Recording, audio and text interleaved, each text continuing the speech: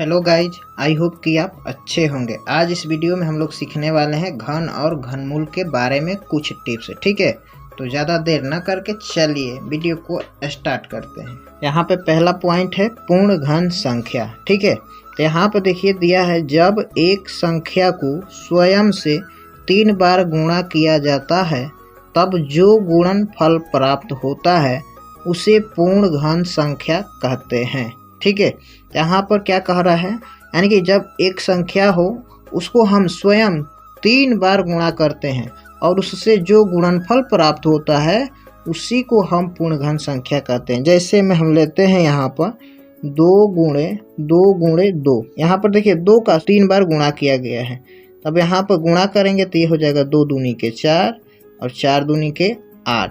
ठीक है, तो यहाँ पर क्या हो गया, 2 का गुणनफल हमने किया तो यहाँ पर 8 निकल कर आ गया।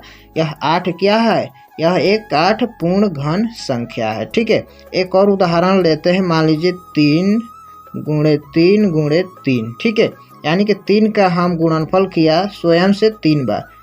3 तिया 9, 9 तिया 27। यहाँ पर जो ये 27 क्या निकल कर आ गया, यह पूर्ण घन संख्या निकल कर आ गया। ठीक है, अब चलिए नेक्स्ट पॉइंट है, सम संख्या का घन भी सम संख्या होता है। सम संख्या किसे कहते हैं, जिसमें 2 से पूरा भाग लग जाए। ठीक है, तब यहाँ पर देखिए हम 2 का घन लेते हैं। 2 का घन करेंगे तो आपका ये हो जाएगा 2 गुणे 2 गुणे 2।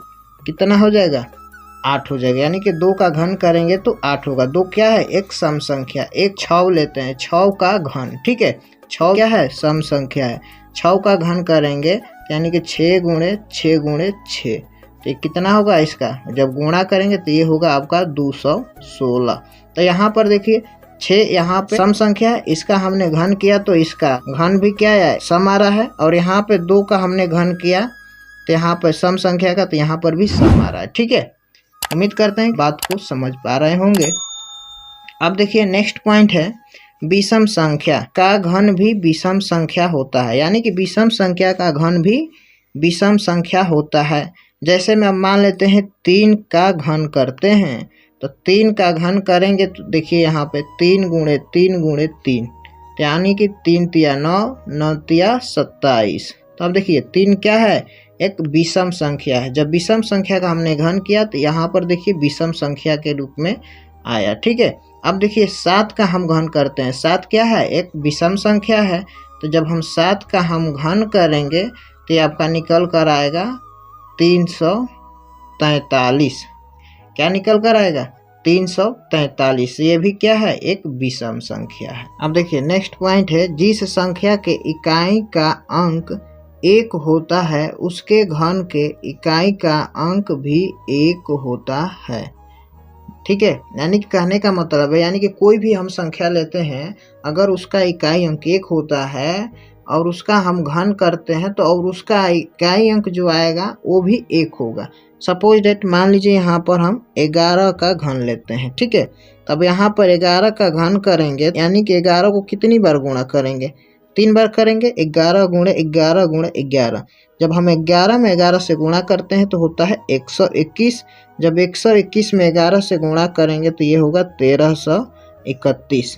कहने का मतलब है, यहाँ पर देखिए 11 में इकाई अंक क्या है, 1 है, और इसका हमने घन यहाँ पर निकाला तो इसका भी इकाई अंक क्या है, 1 है। यानी कि ये डिफिनीशन इसी को दर्शा रहा है। ठीक है, अब देखिए नेक्स्ट क्वेश्चन है, यदि किसी संख्या के अभाज्य गुणनखंड में प्रत्येक गुणनखंड 3 बार आता है तो वह संख्या एक पूर्ण घन संख्या होती है। यानी कहने का मतलब है, जब हम किसी भी संख्या का अभाज्य गुणनखंड निकालते हैं और उसका प्रत्येक गुणनखंड 3 बार आता है तो वह एक पूर्ण घन संख्या होती है। एग्जाम्पल के तौर पे हम इसे समझेंगे। यहाँ पर 27 लेते हैं। ठीक है, अब 27 का हम क्या करेंगे, यहाँ पर फैक्टर यानी कि अभाज्य गुणनखंड निकालेंगे। अगर हम इसमें 3 से भाग देंगे 27 में तो ये 9 बार में कटेगा।